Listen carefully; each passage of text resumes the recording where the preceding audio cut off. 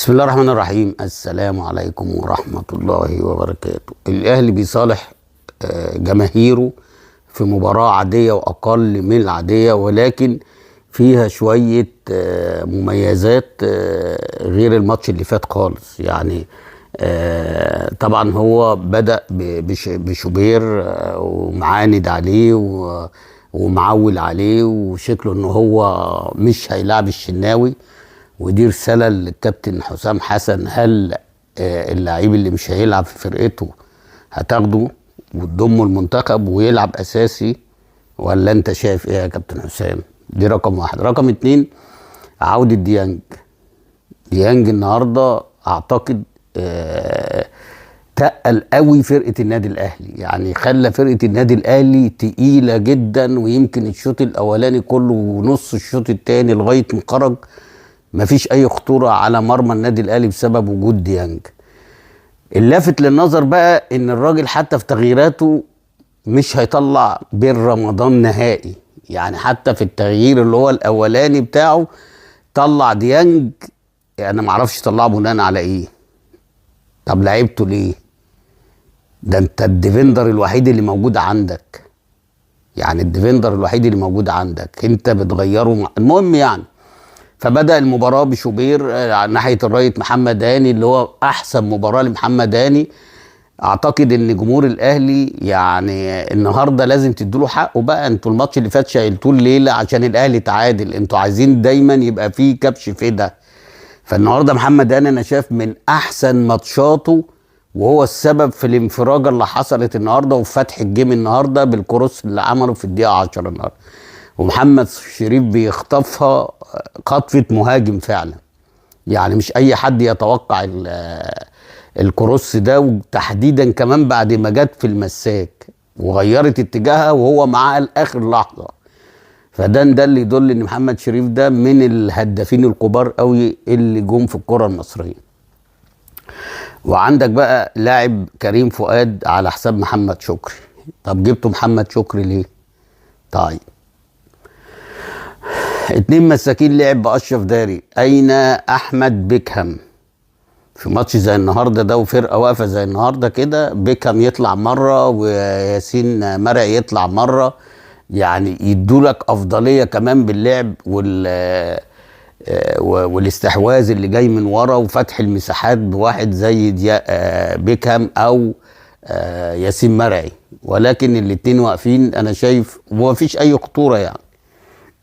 فده قلل كتير قوي من استحواذ النادي الاهلي طول المباراه، لان الاتنين ثابتين ورا، والاتنين اللي على الاطراف ما عدا محمد هاني هو اللي كان بيطلع شويه وشويه الناحيه الثانيه كريم فؤاد، ولكن مش بالكثافه اللي احنا بنشوفها من الباكين اللي على الاطراف. لاعب ديانج وبين رمضان، انا بصراحه ما حسيتش ببين رمضان غير الكره بتاعت زيزو اللي جاب بيها الجون الثاني. بعد كده مش حاسس بيه طول المباراة. هو حاسس ان هو عايز يجيب جون، فعامل زحمة في حتة ال18، انما مش صانع العاب ينزل يلعب الناس ويسلم ويستلم ويخلي اللعيبة تستحوذ ويبقى له دور المعلم. انا مش شايفه بصراحة لغاية دلوقتي.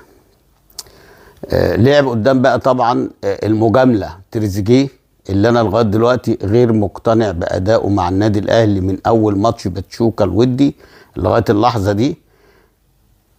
وبعد كده لعب بمحمد شريف، وبعد كده لعب باشرف بن شرقي وتحتيهم زيزو.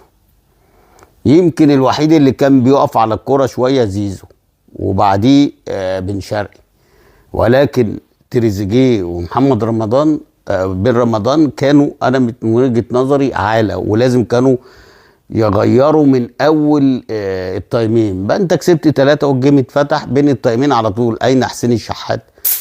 اين طاهر محمد طاهر من الشوط الثاني؟ اين قفشه اللي انتوا قضيتوا عليه؟ يعني النهارده قفشه في جيم مفتوح زي ده يعمل لك جولين 3 غير الماتش اللي فات.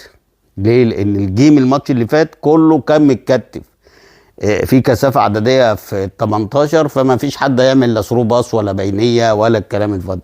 فالنهارده بعد الكلام ده كله والجيم مفتوح وانت كسبان 3-0 كان لازم قفشه يلعب. ولكن بقى نقول لمين ونعيد لمين؟ طبعا جه الجون الاولاني، نتكلم بقى على الاجوان. جه الجون الاولاني محمد هاني عامل كروس زي ما الكتاب بيقول، المساك بيلمسها بتروح شريف بيفضل مركز معاه لاخر لحظه، وبعد كده بيخطفها بدماغه. انا بقول من الاجوان الصعبه اللي مش هتشوفها كتير في الملاعب يعني. بعد كده الجون الثاني بتاع زيزو، استلمها من نص الملعب لعبها لبن رمضان، بن رمضان عملها له بالعرض، حطها بدماغه في الضيقه. الجون الثالث بن شرقي خد الكوره ورقص ودخل ال 18، رقص وقام جاي عاملها لزيزو، يا دوبك حط بطن رجله فيها في البعيد. طبعا هم جابوا جون كارثي، جون كارثي. شوبير انت بتعمل ايه؟ انت جات لك فرصه عمرك بتفرط فيها ليه؟ ما تسيبها تطلع كورنر، ما تسيبها تطلع كورنر. ايه المشكله لما تطلع كورنر؟ ما جه عليك يجي 5 6 قرارن ما فيهمش اي خطوره. ما تسيبها يا عم تطلع كورنر، راح تجري وتدخلها جوه الملعب عشان تيجي جون. طب كورنر وتترفع ويبقى فيها لغط كتير وبنسبه 99% مش هتخش جون، ولا انت تدخلها الملعب تاني يجي الراجل يحطها ببطن رجله في الجون؟ ينفع؟ يا ابني انت ما صدقت ان جه راجل زي ده وبيركبك في عز عنفوان محمد الشناوي. مش هتستغل الفرصه ديت؟ انسى بقى، انسى بقى، انا بقول لك انسى. يعني انت ايام السنه اللي قبل اللي فاتت لما وقفت في البطوله الافريقيه والدوري وكنت بتطمن جماهير النادي الاهلي كلها، الماتش اللي فات باص في وسط الزنقه، الثقه كتيره وكبيره عندك قوي وتتقطع وتيجي جون. والنهارده كوره طالعه كورنر انت بترجعها الملعب تاني وتخش جون. وطبعا انا لسه عندي رايي تغييرات كلها سمك لبن تمر هندي. يعني مين مع كل الاحترام، احمد نبيل كوكا ده اللي ينزل عايز تلعبه لعيبه باك ليفت مكان كريم فؤاد، انما تلعبه ديفندر وسايب محمد رمضان بن رمضان صعب جدا، صعب التغيير. وبعد كده تنزل طاهر محمد طاهر وفي حسين الشحات وبعد كده في لا بصراحه يعني انت بتجامل. وجريدشار اهو، جريدشار الجون الرابع محمد هاني عاملها من وسط الملعب انفراد تام. جريدشار بيروح يرقص الجون ويحط الكرة جون ويجيب الجون الرابع. طب جريدشار ده لو لعب من بدري شويه كان ايه الدنيا هيعمل ايه؟ كان جاب له جونين 3. في الحاله دي لو جاب له جونين 3 كان نجم المباراه ياخدها زيزو. جريدشار لو جاب 3 اجوان لا زيزو لازم ياخدها، لان خلاص هو خد دلوقتي مكانه امام عاشور.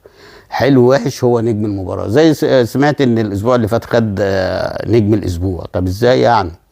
يعني جون محمد شحاته العالمي وعندك اللي اسمه دغموم بتاع المصري جايب جونين في اول اسبوع وعامل الجون الثالث وعامل الجونين الاسبوع ده.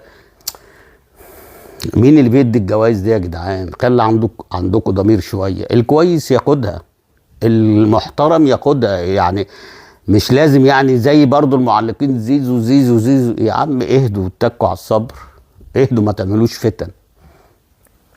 على العموم يعني النادي الاهلي النهارده مباراه انا شايفها سهله جدا جدا، وكان المفروض يبقى السكور. تخيلوا ان كل ده والنادي الاهلي ما ضيعش فرصه، يعني 4 اجوان وما ضيعش فرصه.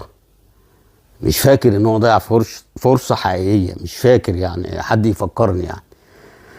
ولكن يعني مكسب النهارده هدى الدنيا كلها وهدى الليله وهدى جماهير الاهلي، وبداوا ان هم يعني خلاص بقى يخشوا في المود وهياخدوا راحه الاسبوع اللي جاي باي. وبعد كده بقى هتبقى فرصه كويسه بقى ان هم الراجل يعيد حساباته تاني سواء في التغييرات سواء في التشكيل. وانا شايف ان النهارده من نجوم المباراه النهارده طبعا محمد هاني، طبعا ديانج، على فترات كريم فؤاد، وطبعا زيزو، وشويه برضو على فترات بن شرقي لما بالكره بتجيله ويحطها تحت رجله.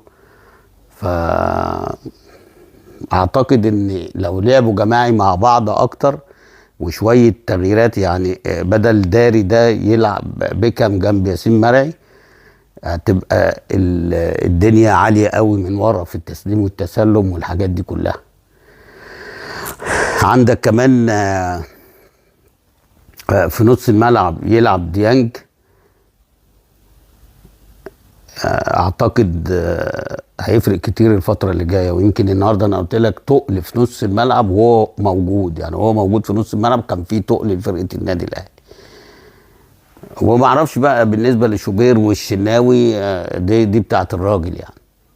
وبرضه هنا بنخاطب كابتن حسام حسن، هل زمان كان في ناس بتلعب يعني ما بتلعبش في فرقه وانت تطلع تقول اصل ما بيلعبش في فرقته وعشان كده ما بيضموش؟ هل بقى هتضم الشناوي وهو ما بيلعبش في فرقته، ولا لو لعب الماتش اللي جاي هتضمه؟ لو لعب الماتش اللي جاي طبعا من حقه ينضم، انما قدر ما لعبش والراجل عاند مع الشناوي وصمم على شوبير، ايه العمل؟ هتضمه؟ على العموم دي حاجات للمدير الفني لمنتخب مصر يخلي باله منها، عشان بس ما يبقاش انتقادات كتيرة عليه، وان الناس هتقول له انت بتكيل بمكيالين كده، لان كان في لعيبه ما بتلعبش في فرقه، ولما يجوا يقولوا لا ده يقول لك اصل ما بيلعبش. اما نشوف بقى الدنيا الفتره اللي جايه تعمل ايه. مبروك للنادي الاهلي وجماهيره. اعتقد النهارده الى حد ما الفوز ده هدى الدنيا شويه وخلى الامور بقت احسن من الاسبوع اللي فات. ان شاء الله اشوفكم في ماتش بكره باذن الله يا رب، الزمالك والمقاولين. السلام عليكم.